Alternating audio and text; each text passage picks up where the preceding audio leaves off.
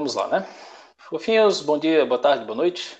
Aos que estão acompanhando ao vivo aqui comigo, saudades. Hoje nós vamos dar continuidade ao nosso estudo de verbos, mas agora, seguindo a tendência que nós começamos no bimestre passado, na verdade no início desse bimestre, né? Fazendo o estudo agora da sintaxe do verbo, ou seja, a maneira como a gente utiliza o verbo dentro da construção das orações, dentro das frases. A gente vai começar agora a falar da concordância verbal. Muita atenção aqui agora. Esse aqui, junto à parte de concordância nominal, é um dos assuntos que eu acredito ser dos mais complicados da língua portuguesa. Tá? Não necessariamente porque é física de foguetes, né? Não é a dificuldade nesse sentido, de você tá diante ali de uma coisa que é ininteligível, que é incompreensível, que é uma situação que não dá para compreender. Eu acho concordância verbal e concordância nominal os assuntos mais complicados da língua portuguesa, porque eles não trabalham com uma regra específica, eles trabalham com casos. E quando eu falo casos no plural, eu estou querendo dizer muitos casos, mas muito mesmo. E é muito uma situação também de contexto, né? É uma situação de você identificar o contexto em que está sendo usado aquele verbo para identificar a concordância dele com o sujeito que é a mais adequada. Então, assim, esse é o assunto que eu sempre tenho que dar uma revisada antes, né? Com calma, dar uma lida no material, dar uma pesquisada, relembrar de algumas coisas, porque é simplesmente impossível você lembrar de todas as regras. Eu não vou dizer que é impossível, dá para lembrar. Só que assim, é um esforço tão grande que eu pelo menos não consigo diferenciar de quando é que você está aprendendo concordância verbal e quando é que você está decorando os casos de concordância verbal. Então, assim, o que eu peço para vocês? Que entendam que o que a gente está vendo aqui é a parte teórica e a gente vai focar na parte prática. Tem muita coisa aqui, tem muito exemplo, mas a gente vai ter que ter uma aula extra, inclusive, só para resolver exercícios. Eu resolver exercícios com vocês aqui e a gente raciocinar junto e lembrar e ajudando a assimilar os casos de concordância que devem ser utilizados para cada construção, tá bom? Então, assim, hoje a gente vai começar a estudar alguns casos, não dá para ver todos, porque são muitos, o nosso tempo é relativamente curto, mas nós vamos fazer o possível para ver o máximo que der hoje. Na próxima aula, talvez semana que vem, eu não queria deixar para semana que vem, eu estou pensando em gravar uma outra aula para subir para o YouTube com a segunda parte, né? Subo lá, vocês têm a oportunidade de estudar por lá e na próxima semana a gente já começa os exercícios. Vou falar com a coordenação para ver se é possível. E se sim, a gente começa a resolver questões já na próxima semana, tá bom? Então vamos lá. Só mais uma vez. Está todo mundo me ouvindo? Está todo mundo me vendo, me ouvindo e está vendo o slide aí direitinho? Estão vendo essa parte aí agora de sintaxe?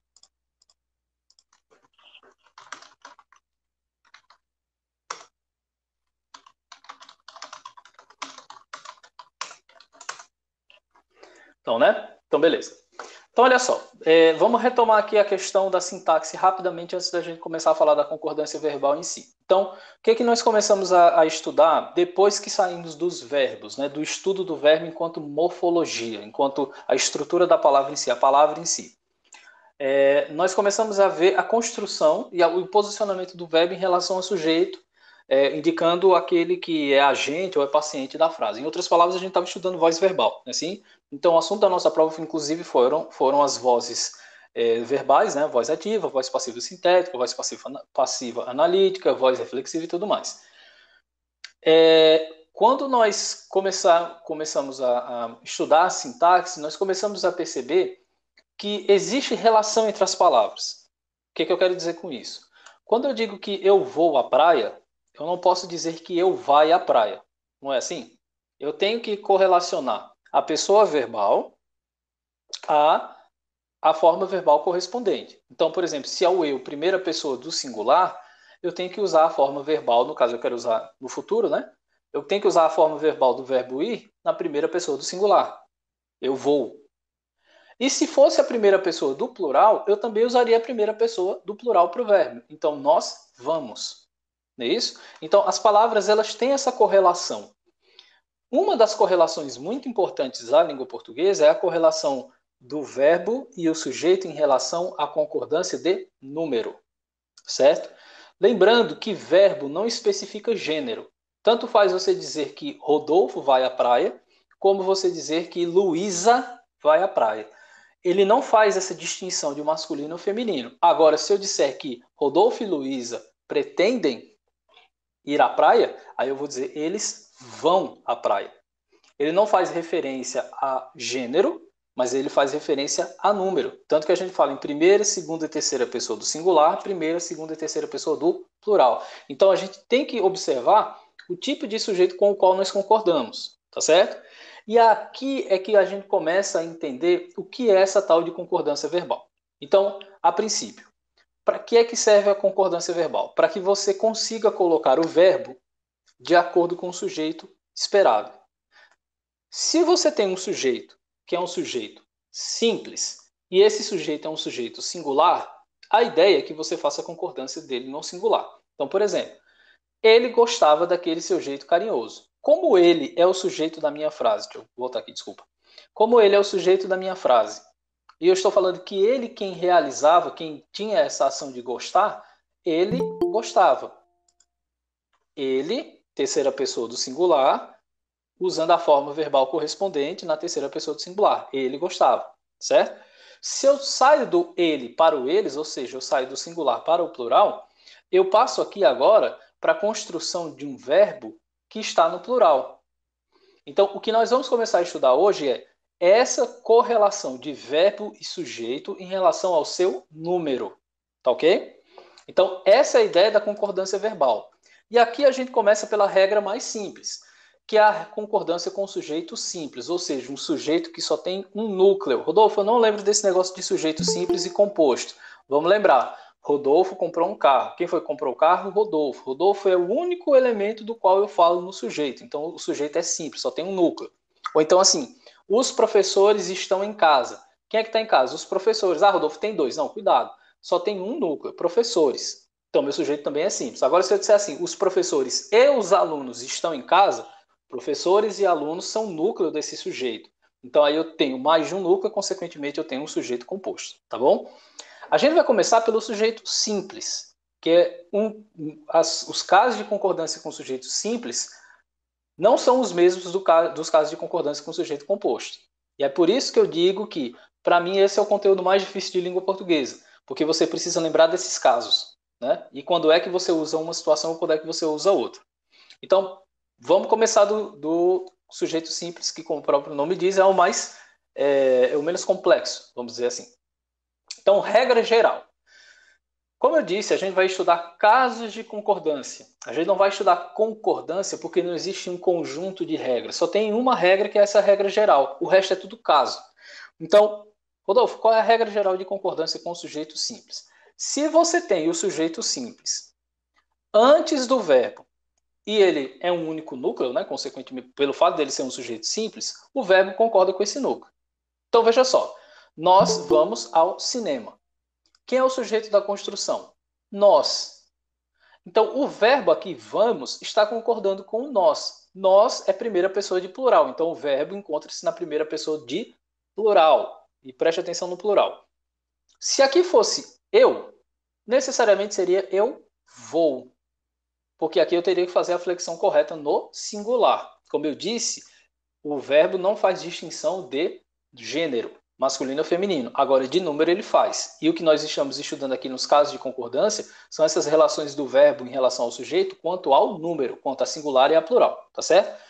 No caso do sujeito simples antes do verbo, a concordância é feita de acordo com o sujeito. Então, se o seu sujeito está no singular, o verbo vai para o singular. Se o seu sujeito está no plural, o verbo vai para o plural. Essa é a regra geral. Até aqui, tá claro? Tá dando para entender? Me dê um retorno aí no chat, please.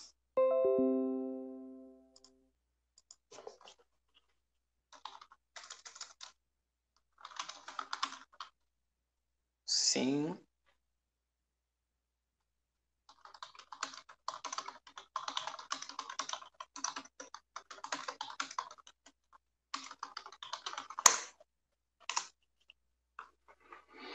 Então, beleza. Então, deixa eu continuar aqui.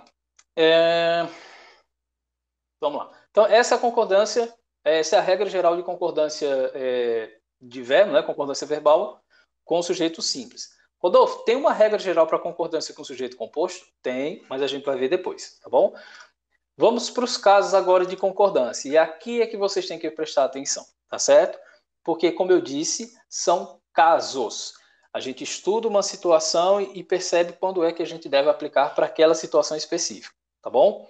Não é nada de outro mundo, como eu disse, dá para você entender, mas aí quando a gente terminar de ver tudo, você vai dizer, Virgem Maria, quanta coisa. Né? E esse é o problema da concordância verbal. Mas eu vou dizer de novo, a gente vai praticar o máximo que a gente pode para lembrar, para memorizar, para entender a maior parte dos casos. Tá? Existem situações que se repetem com mais frequência e normalmente na prova eu dou mais atenção a elas. Tá? E normalmente eu digo quais são. Porque eu não tenho por que ficar escondendo isso para vocês. Eu prefiro que vocês aprendam um conjunto específico do que não aprendam nada. Tá? Então vamos lá. Em relação ao primeiro caso aqui, o sujeito é um coletivo. Rodolfo, o que é um coletivo? Coletivo representa uma coletividade, um conjunto de coisas de uma mesma característica. Quando o seu núcleo do sujeito representa um substantivo coletivo, aí você deve fazer a concordância no singular. Agora, cuidado. A concordância é feita no singular se o seu núcleo não tiver especificado. Então vamos por parte. Primeira coisa aqui, ó. A multidão gritou pela rádio. A multidão é de quem eu estou falando, portanto é o meu sujeito. Multidão é o núcleo desse sujeito. É a palavra mais importante dele. Beleza. Multidão representa um coletivo. Multidão de pessoas, por exemplo. Mas aqui na frase não está multidão de pessoas, aqui só está multidão. Preste atenção nesse detalhe.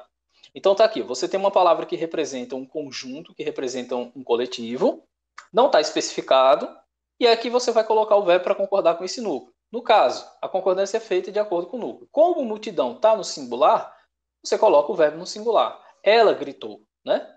Então a multidão gritou pela rádio. Aqui, até aqui, beleza, né? Qual é ou quais são os casos diferenciados? É quando você tem esse coletivo especificado. O que isso quer dizer, Rodolfo? Você tem um adjetivo, você tem uma informação que te ajuda a identificar a que esse coletivo se refere. Então, por exemplo, a multidão de fãs gritou. Olha que a coisa mudou aqui. Eu não estou mais falando de uma multidão, eu não estou falando de mais uma multidão genérica, uma multidão qualquer. Eu estou especificando a multidão. A multidão de fãs, a multidão de pessoas, a multidão de políticos, a multidão de manifestantes e por aí vai. Aqui eu estou começando a especificar. Eu estou trazendo informações para o contexto de construção que me ajudam a entender a que multidão eu estou me referindo. Então, o coletivo representado por aquele substantivo agora está sendo especificado. Então, Rodolfo, como é que vai ficar a regra de concordância verbal aí nesse caso? Aí você tem duas opções. E aqui preste atenção na segunda situação perigosa da concordância verbal.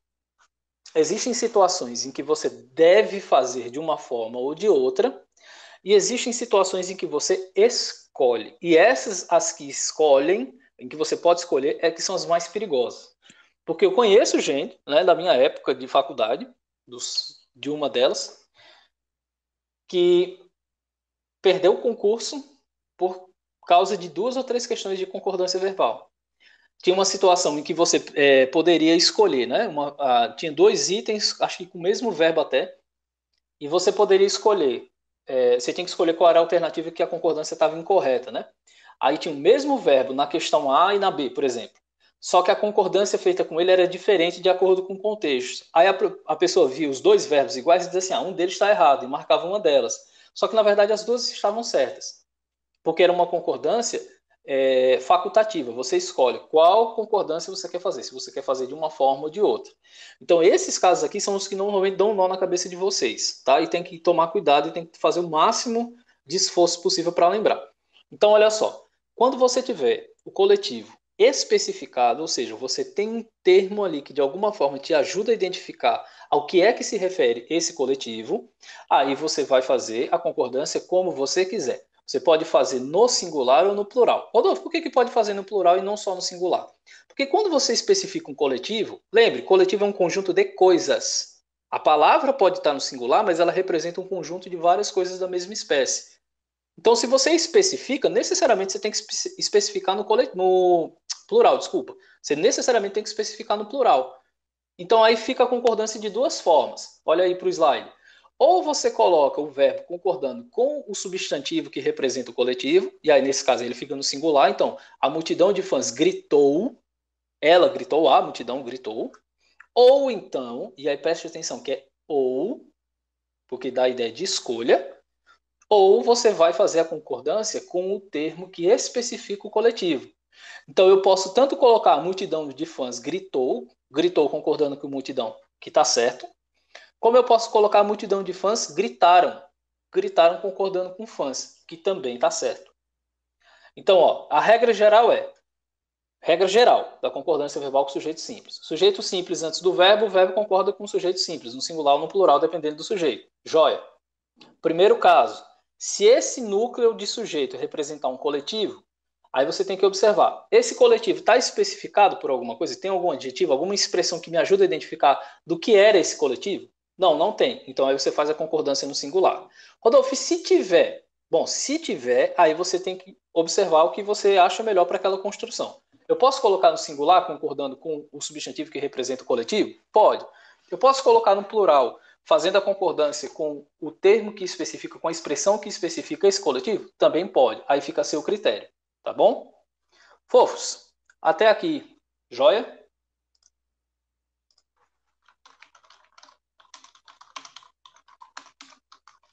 Sim ou não? Sim? Dúvidas até aqui? Não é complicado, né? Vamos concordar que não é tão complicado assim de entender. O problema é porque, por enquanto, a gente está vendo só um caso. Mas quando a gente começar a ver mais, aí realmente é onde começa a dar um nó, porque é muita coisa. Tá certo?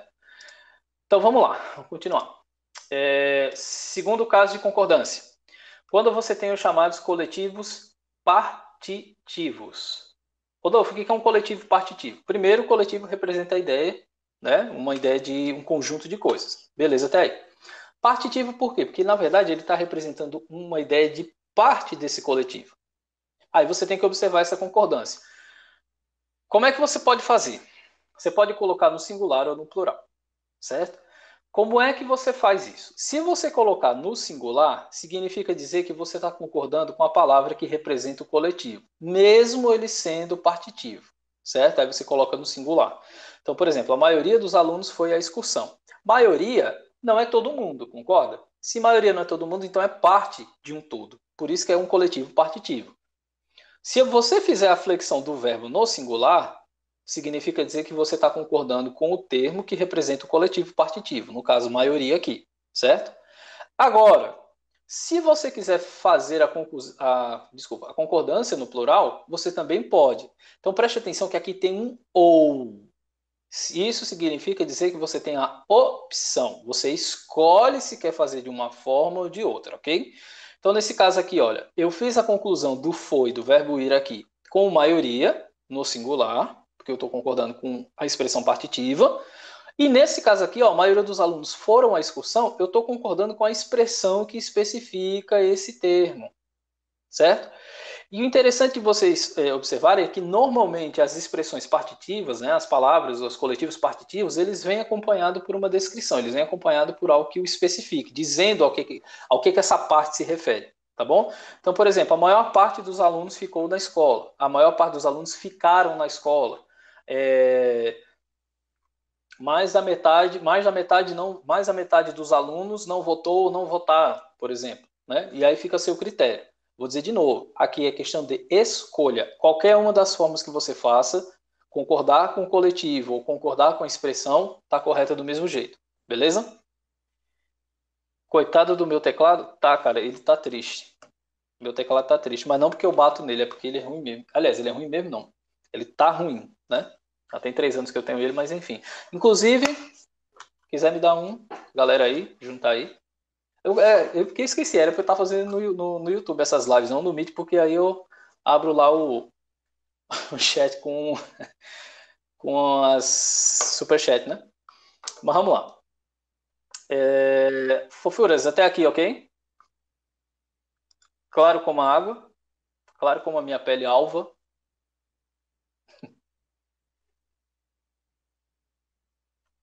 Eu quero passar à medida que vocês forem entendendo, tá? Eu não quero atropelar nada, não. Me deem um retorno aí, por favor. Saiam aí do WhatsApp e voltem para a aula.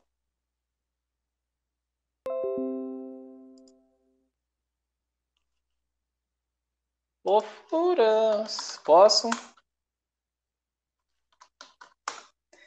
Então vamos lá. Só o coitado de Lucas e Sábio estão prestando atenção. Tá, Mac? Meu Deus do céu. Mac falaram isso da outra vez e eu disse que não queria saber o que era, né? Vou continuar querendo não saber. Vamos lá. Ah, então, em relação aos partitivos, está ok, né? Vamos lá adiante.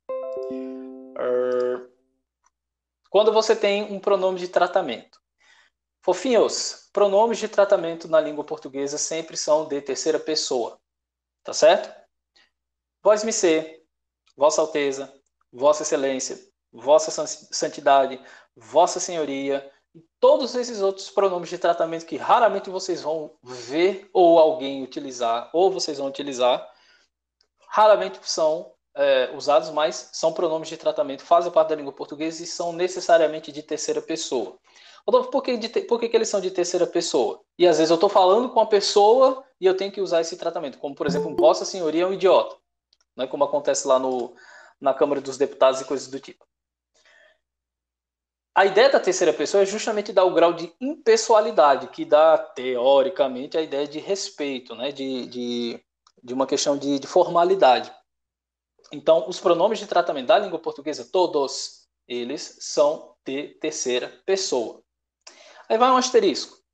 Rodolfo, a gente usa o você. E você é pronome de tratamento. Só que a gente não usa ele como terceira pessoa, a gente usa ele como se fosse de segunda. Concordo. A gente usa como se fosse de segunda, mas ele continua sendo de terceira. Quer a prova? Você não diz você vais, você diz você vai. Que é a mesma forma verbal para o ele vai. Não é assim? Então, o pronome, por mais que nós façamos uso do você como um pronome de segunda pessoa, que seria, a grosso modo, assim, o tu, né? Que a gente. Aqui no Ceará, aqui a gente usa basicamente para isso, né? A segunda pessoa a gente usa bastante aqui na região Nordeste. Na região Sul eles não usam tanto. Sul e Sudeste do país eles não usam tanto, eles usam mais o você. Ainda assim, mesmo a gente utilizando como de segunda pessoa, o correto é fazer as flexões na terceira pessoa. Então, o caso de concordância para esse tipo de pronome é isso. É você fazer a concordância do verbo na terceira pessoa, que aí pode ser no singular ou no plural, dependendo do pronome. Então, por exemplo, Vossa Alteza é um pronome pessoal, um pronome de tratamento. O verbo pedir aqui está concordando na terceira pessoa do singular, porque é uma alteza só, mas como a Vossa Alteza é pronome de tratamento, está na terceira pessoa. Então, é como se ela pediu. Tá certo? Então, nesse caso aqui, ó, pedir está na terceira pessoa do singular, concordando com Vossa Alteza. Agora, se você tivesse Vossas Altezas, aí seria terceira pessoa ainda, mas agora no plural. Então, você teria que flexionar o verbo aqui no plural também para fazer essa concordância. Então, repetindo, sempre que você tiver um pronome pessoal, desculpa, um pronome de tratamento como sujeito, aí você tem que flexionar o verbo na terceira pessoa, obrigatoriamente, mas aí singular ou plural dependendo do pronome. Então, Vossa Alteza singular, terceira pessoa do singular. Vossas Altezas plural, terceira pessoa do plural. Ok? Fofinhos, até aí de boa? Posso continuar?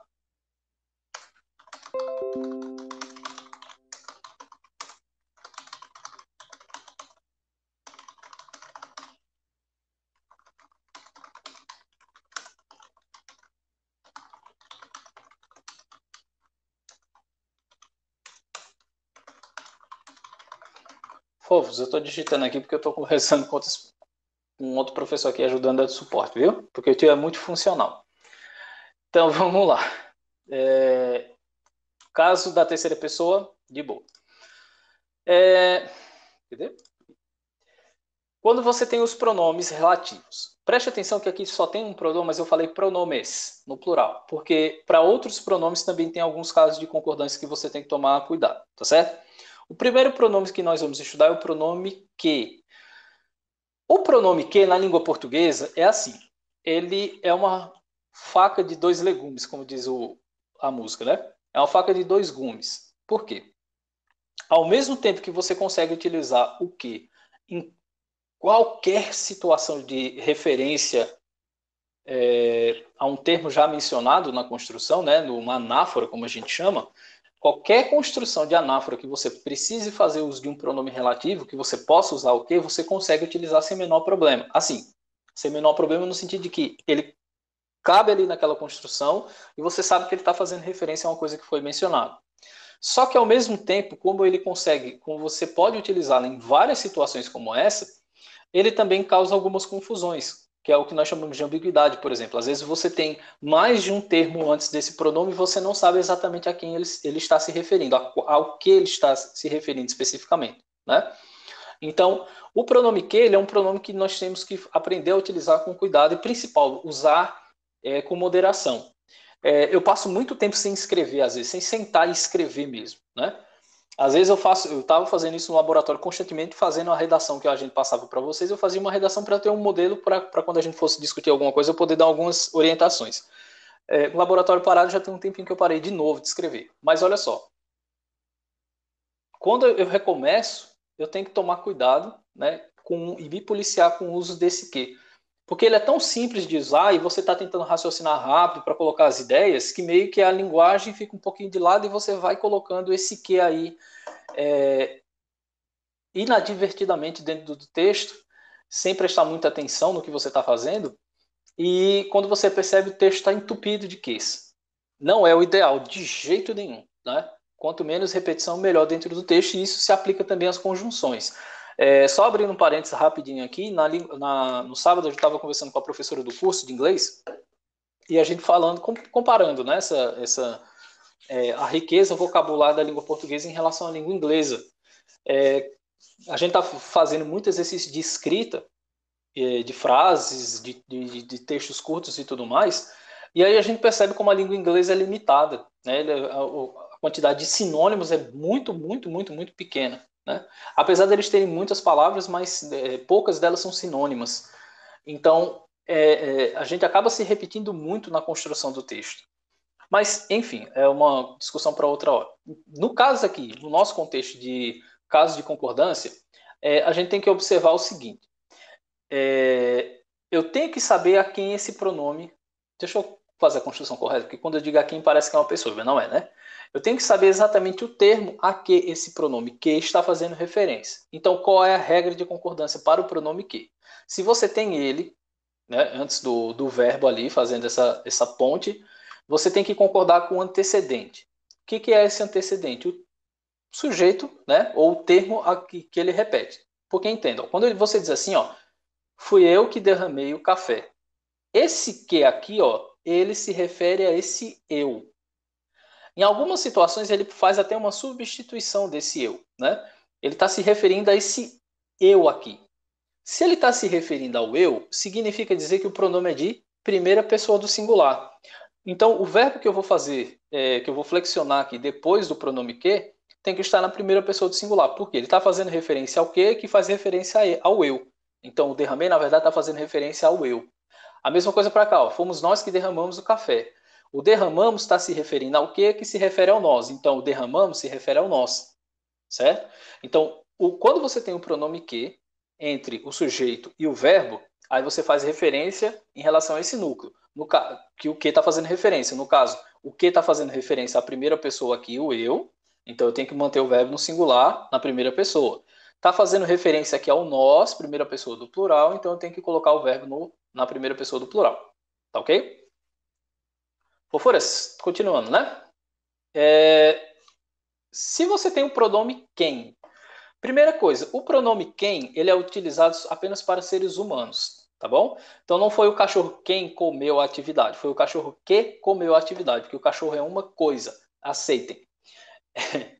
Então assim, quando você tem uma construção como essa, quando você tem o quem, aí você pode escolher. Aí você preste atenção, que é escolher também. Você tem duas opções. Você pode usar a concordância com o termo a quem esse quem se refere, né? A pessoa a quem esse quem se refere, ou você pode concordar na terceira pessoa. Vamos entender. Então preste atenção aqui, ó. Fui eu quem derramou o café. Esse quem aqui, ó, se você observar bem, tá como ele derramou. É assim? Por quê? Porque ele está concordando com o quem. O verbo derramar aqui está concordando com quem. E se você concorda com quem, você concorda necessariamente na terceira pessoa do singular. Rodolfo, todas as situações, porque nesse caso, se você está concordando com o pronome quem, aí você considera ele como sendo de terceira pessoa do singular e flexiona o verbo na terceira do singular. Só que você pode concordar com o termo que vem antes do quem, ou seja, o termo a quem ele está se referindo, a pessoa a quem ele está se referindo. E aí, nessa situação, você tem que obedecer à concordância verbal de acordo com esse termo que você escolheu concordar. Ou seja, como o quem aqui está fazendo referência ao eu, primeira pessoa do singular, então fui eu quem derramei, eu derramei o café. Tá bom? Se fosse nós aqui, então fomos nós quem derramamos o café. Rodolfo, e se fosse nós aqui, dava para ficar fomos nós quem derramou o café? Do ponto de vista gramatical, dava. Porque aí você estaria concordando com quem ele derramou, né, na terceira pessoa do singular. Mas não fica estranho, não? Até fica, né? Aí é aquela situação do que a gente chama de forma mais prestigiada pela norma, né? Nós preferiríamos fazer a concordância com nós, mas fazer a concordância com quem, do ponto de vista gramatical, não estava incorreto, não. Tá certo? Fofinhos, nosso último caso de hoje, acho que é esse, que eu não vou atropelar muita coisa, como eu disse, eu não vou empurrar muita coisa, eu quero ver se eu gravo a segunda parte para liberar para vocês verem depois, e na próxima semana a gente vê só a correção de exercício que eu vou passar lá no sala de aula, tá certo? Só uma coisinha que eu lembrei agora. As provas eu já corrigi, certo? Eu não lancei a nota ainda porque a gente está esperando orientações da coordenação. Ela pediu para a gente esperar um pouquinho antes de lançar, tanto na plataforma como no site da escola, certo? Então, assim que a gente receber a orientação de como liberar essas notas, aí eu passo para vocês, tá ok? Então, vamos lá para o último caso para a gente encerrar aqui. O sujeito é formado pelas expressões alguns de nós, poucos de nós, quais de vós, quantos de nós, quantos de vós. Expressões específicas, tá? Aqui ele está enumerando. Tudo bem que ele colocou um etc aqui porque tem outras semelhantes, mas são expressões específicas, certo?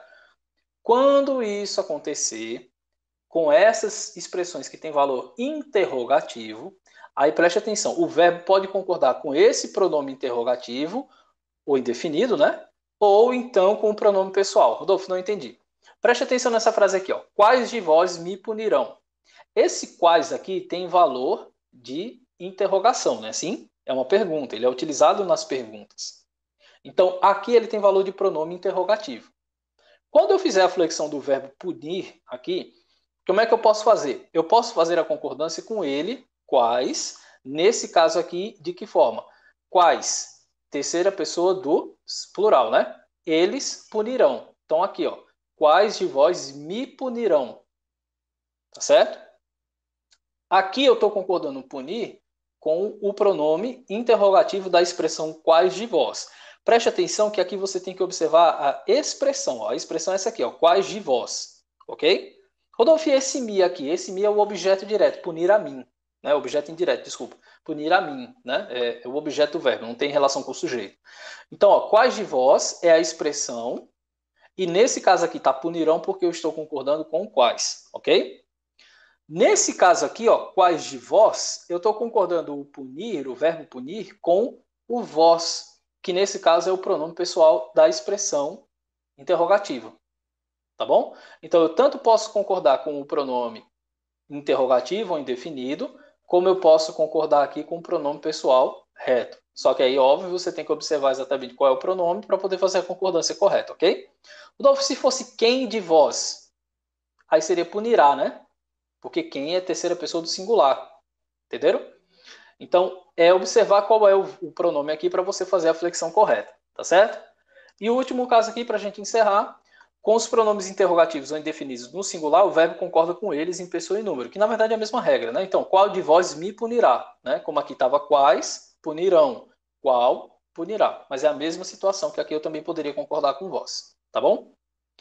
Fofuras, até aí, ok? Tranquilo e favorável.